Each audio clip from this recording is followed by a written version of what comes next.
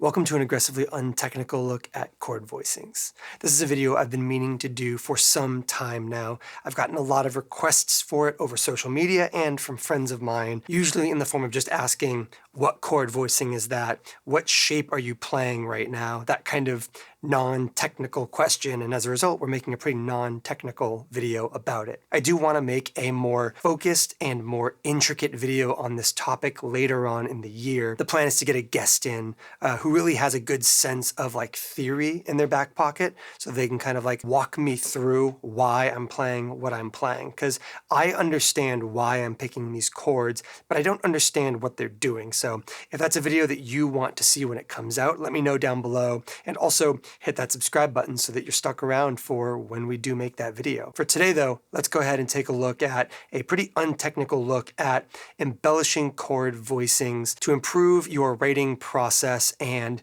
to kind of unstick yourself if you, like I often am, find yourself stuck in a rut when it comes to the vibes of the music you're writing. I think with enough playing, almost everybody will find that they develop their sound. The kind of playing where you can identify your own guitar playing at a distance, if you know what I mean. The kind of thing where you have that sense of picking up a guitar and going to a certain key, a certain chord shape. Those tendencies are well-worn grooves in my brain these days, and finding ways to break out of them has been a challenge over the years. And so at this point in the video, I want to go ahead and cite my sources. A really important moment in breaking out of my own grooves was Paul David's video featuring Rotem Sivan, Basic Chords Made Beautiful, here on YouTube. I'm going to link that video down below, as well as put a card for it somewhere in the corners here if I can figure out how to do that. I highly recommend that you go check out that video. It is, I think, maybe the most important guitar video I've watched in the last 3 to 5 years on YouTube. It really helped me reapproach the way I make chord shapes. And in that video, they go a little bit deeper on the theory side of things. We're not going to do that here because the truth of the matter is I don't know theory like at all. And so this video is not going to delve into the theory behind why these chord shapes do what they do or sound the way they sound. Instead, rather, we're going to look at how you can start from basic power chord shapes, having a chord progression in your head or in principle, and reshape the individual shapes and intervals and everything to make more interesting, more beautiful, and more evocative chords. Because I tend to write never solo guitar pieces. I don't write a single guitar with a bass player and a drummer. I tend to write 2, 3, 4, 5 guitars that all stack and intermingle for my arrangements. And when it comes to writing guitar melodies that are memorable and catchy and inspiring, I find that I like to have an atmosphere that I'm writing into. I like to have a context that that melody is written in that has more than just root notes moving underneath it. I like to have a sense of the emotion of the track from just the chords that I can then work around and work through with my guitar melody. And I find, maybe it's just because we've been playing them for so long, but I find that cowboy chords and power chords are pretty blank slate-esque, if you know what I mean. Like, they feel very devoid of what is the emotion of the song going to be, relying instead on your guitar lead melodies and vocal melodies or string arrangements or whatever else to really fill in the gaps of what you're supposed to be feeling when you hear a 6-5-4 progression on power chords. And so as best I can, I try to break out of those ruts. And in this video, I want to take a look at not only how you can get more emotion and more vibe out of your basic chord progressions, but how changing the way you play those progressions will actually free up some left-hand dexterity to embellish those chords in the process of playing them. Instead of going 6-5-4 as a chord progression, instead going a 6 chord that allows you to move around the kind of emotional center of the chord, suspending and relieving those chords, changing the way you play a B minor to say different things within the context of that one chord, passing chord that you're already on. We'll dive into it more in the sound samples here. So this is what we're going to do today. We're going to do very little to educate. Hopefully this video can serve as a point of inspiration in all the ways that it fails to be educational. So let's go ahead and get into it. So let's start things off by kind of beginning really, really simply and cleanly and kind of building up from there and showcasing some of the merits tonally and also melodically to kind of embellishing and modifying your kind of go-to chords. So if we take something really simple like a 4-5-1 progression in D, so G, A, D, you've got a pretty straightforward kind of like, standard power chord affair.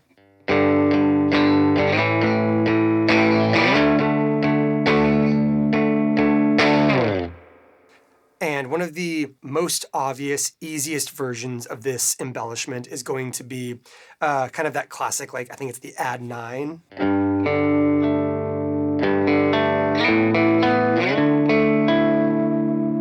Very kind of classic, I think it's that very Police sound. And so you can basically take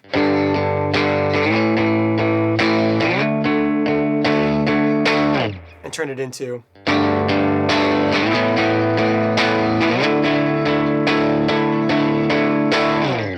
which is already a little bit more moody. It's got a little bit more of a statement about what the chord progression is supposed to feel like beyond just what it's supposed to sound like. But you can also take that third note in the chord and take that and move it up a string. So now your shape, instead of being this big stretch, can now be. And you can hear the difference already in the timbre of that chord. Goes from to. That note rings with a little bit more treble because it's a higher string, it's a little bit thinner, it's a little bit brighter. So you're changing the kind of tonal makeup of the chord, if not the melodic makeup of the chord. And so now you've got.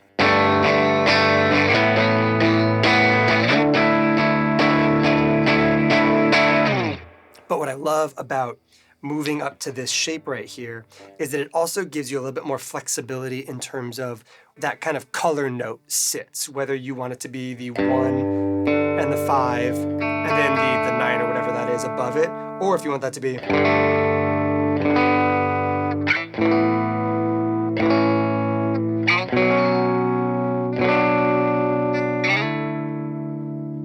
So now, when you're playing a progression like that, you've got the option to move around that accent note that kind of modifies the tone and the feeling of that chord.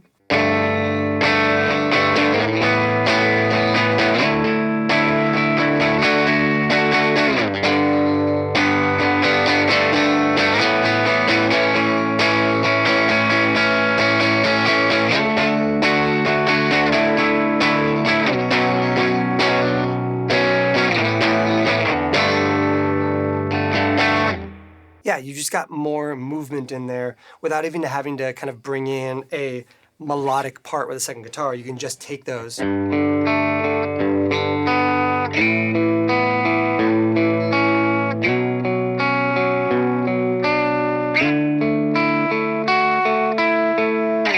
it just gives you a little bit more of that motion. And all you really need to know in that context is that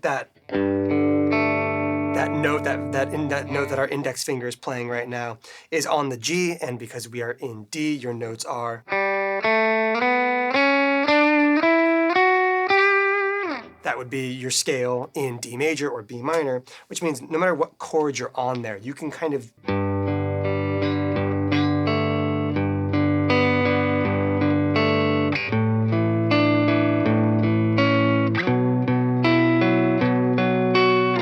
So you can take that basic power chord with that kind of very classic, and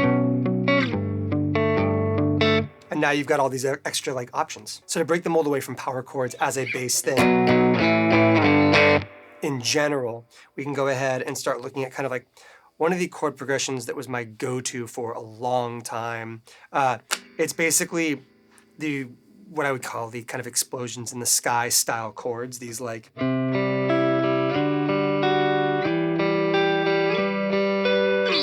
You always hear this in the context of like delay and reverb and stuff with like the.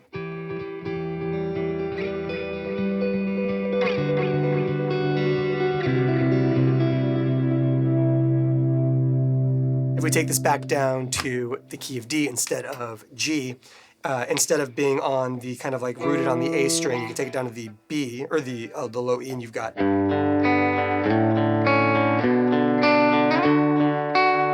And effectively all this really is you take your power chord, or your bar chord, and you lift everything but the root note and the kind of modifier, whether it's major or minor. So like your B minor right here, you've got your low root note, you've got your fifth and your octave. You can get rid of those and you just have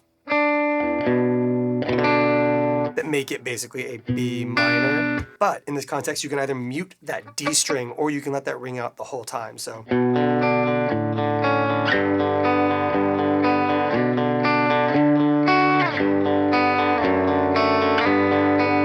same thing with the last chord progression. It gives you the ability to do things like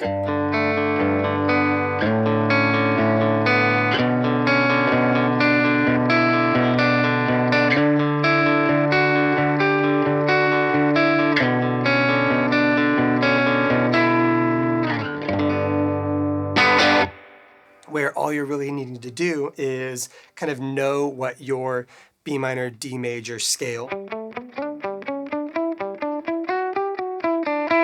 on that G string is, and you basically just kind of play with your roots, your chord root, your tonic, your key root, and then you've just got your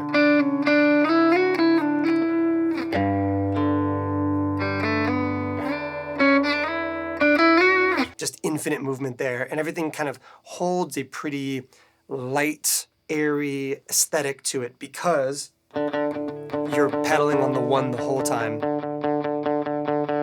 A really cool trick about this kind of voicing approach is the fact that if you pick a different key and you keep that D ringing out, or you pick the kind of note in that structure to ring out, depending on what key you're in, you can have your 1 ringing out, or your 2 ringing out, or your 6. So like if we take this and take those same chord voicings and apply it to F major,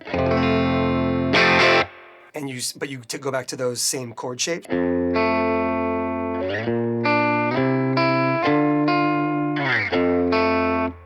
Now the note that is ringing out is your 6. So like your 6 minor, your kind of relative minor note in that situation, which means all of those chord shapes that previously would have had kind of like a hopeful energy to them, a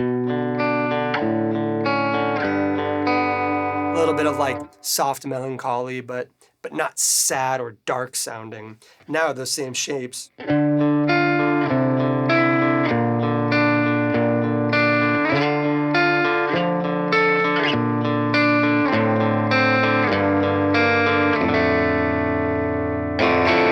you're now dealing in chords that are a lot sadder because the note that's kind of pedaling through all that is your 6. And you can take both these approaches and capo somewhere on the neck, take these shapes, and modify those voicings to be happier or sadder or whatever, depending on how you want.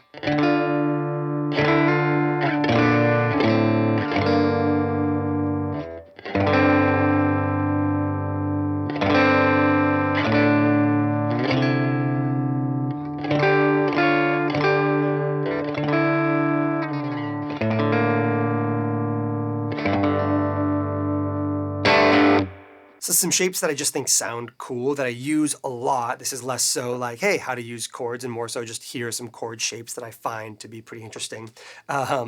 Would be like taking your, instead of kind of doing the root and the fifth, or the root and the tonic of the chord, instead going to a root and the third above it, you know.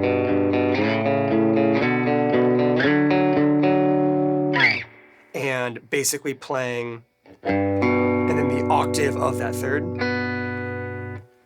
There's not a lot of theory behind what I'm doing here. This is not fancy or technical. This is just, if you're looking to spice up and give vibe to a chord progression, literally the difference between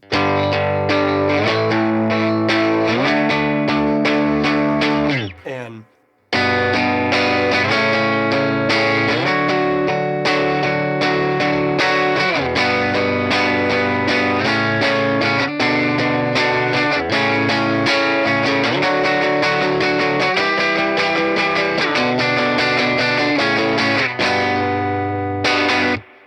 yeah, it's literally just... There's nothing fancy there. It's 2 notes in terms of individual note kind of like notations, and then it's just the octave of one of those notes. Another kind of like change up for that gives you a lot of like tonal variance without a lot of like shape variance is to moving this from this B, your A string, to your D string. So you go from to, so the difference between to.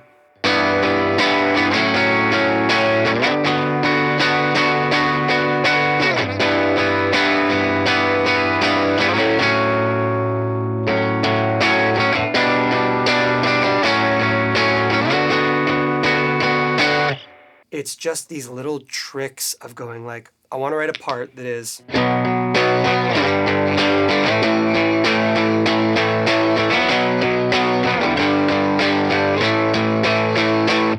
But that sounds boring, so...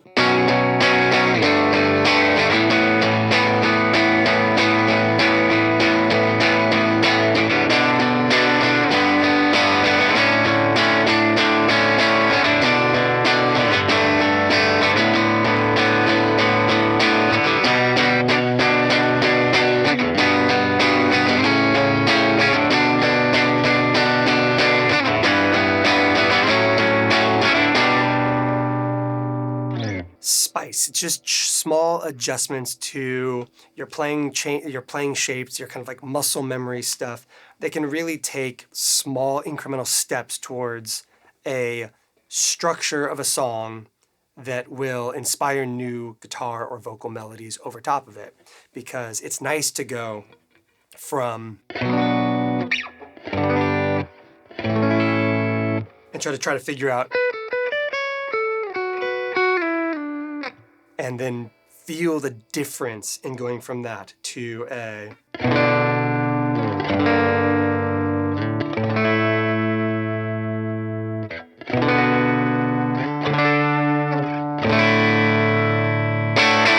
So I think that's where we're going to leave it. Obviously, we have left many stones unturned in this video, but the idea is that we will revisit this topic later in the year with a professional that can help me pair some of the whys to the hows. Thank you so much for watching. I would love to know in the comments down below, did you find this video helpful, useful, inspiring, mildly amusing? Earnest feedback is always welcome. I don't promise not to be snarky in response, but like, it's my channel, I get to do what I want. I am doing more content like this year. Less of a pure focus on demos and more of a focus on topics that are requested to me by my audience, by people who watch the channel, and just topics that I think are interesting and worth sharing about. If you would like to speak into some of the kind of topics and suggestions for coverage on this channel, I have a link to my Patreon down below, which is kind of how you get into the Discord for this channel. A really killer small community of very rad people that kind of hang out, talk gear, talk TV shows, talk cocktails, and there is an area in there where you can suggest topics for this channel, and I have trouble thinking of topics. So if you drop a suggestion there, there's a good chance it's going to get made. Thanks so much for watching. I'll catch you in the next one.